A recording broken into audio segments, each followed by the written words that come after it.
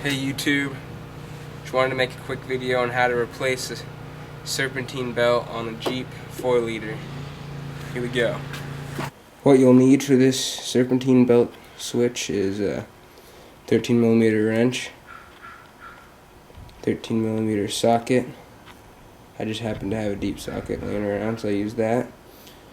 Socket wrench. Well, that makes it easier, but deep extension to take out the airbox, screwdriver, flathead, and you might need a knife to just help pry stuff. Good for getting the clips off. But yeah, everything's 13mm, which is really handy.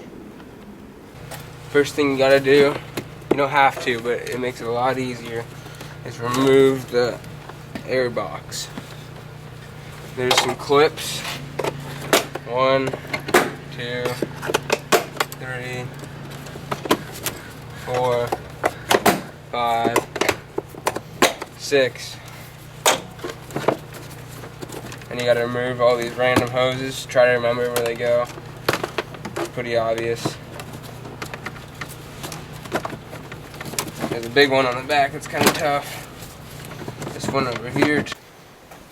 So after you remove all your clips and hoses, you gotta get a flathead screwdriver, take off the take the top of the airbox off of this tube, I don't know what you call it.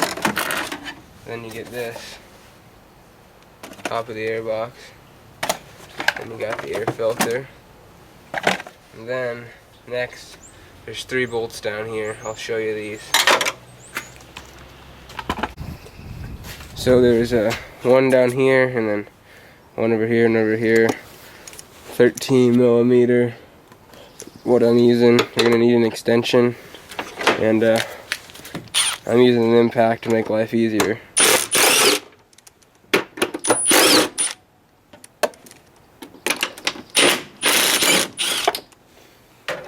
Then there's one little hose right at the beginning of it that you gotta take off too. And then you can kind of wedge it out. I just leave all the bolts in there so I don't lose them. So now there's some bolts up here in the front and down in the back. And that's the only bolts you really need to take out.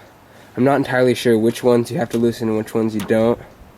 But I kind of just loosen all of them in this area, like these top 2, and there's one down, and then there's 1 or 2 behind. I just kind of loosen them all, and it's worked for me twice in the future, so in the past, so it's been okay.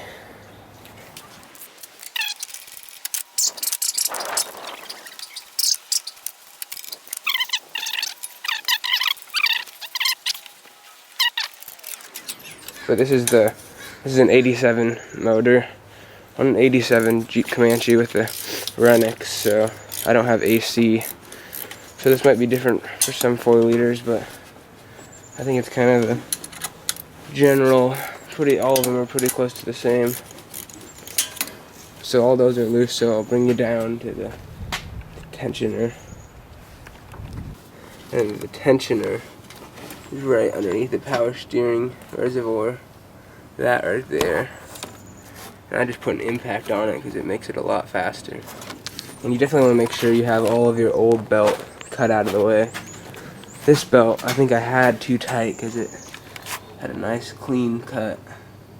And it was only about a month or 2 old. But yeah, you want to loosen it to move it in so you can put the belt on.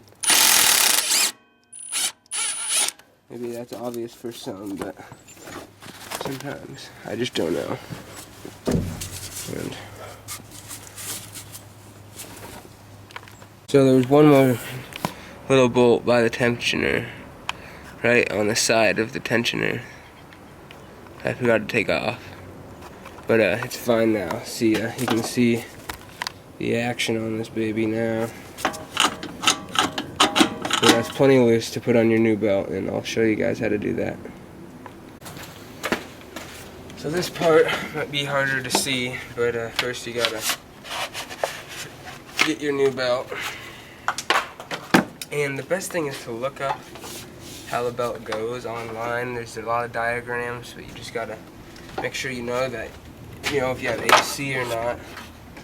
But first, on here, it's pretty easy to tell where it goes.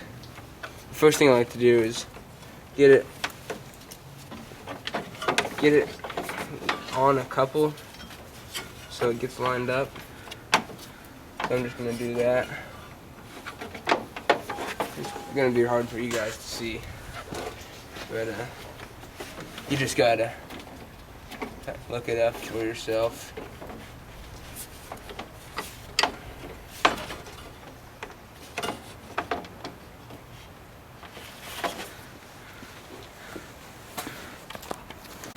So for this motor, this is what I looked up. And that shows you where the belt goes and what side's touching what.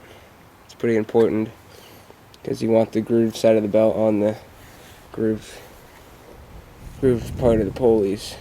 So that's about all I can show you for how the belt goes on, because you really can't see much. Just takes a little bit of monkeying, but you'll get it. It's not bad. So I got the belt all on. Takes about 2-3 minutes. And now you want about a 1/2 inch of play. So this has a little bit too much, but it doesn't need to be perfect, and if it's too tight, it'll squeal. So I just use the impact personally. I want it a little tighter than that.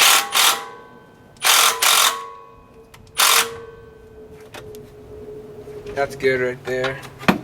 So now you just need to go put everything back the way we took it off. I'm not going to film that, but I'll just remind you, these bolts up here, 1, 2, 3, 2 behind, 1 underneath, and the tensioner we just did, and the airbox, 3 bolts, lots of hoses, and then the clips.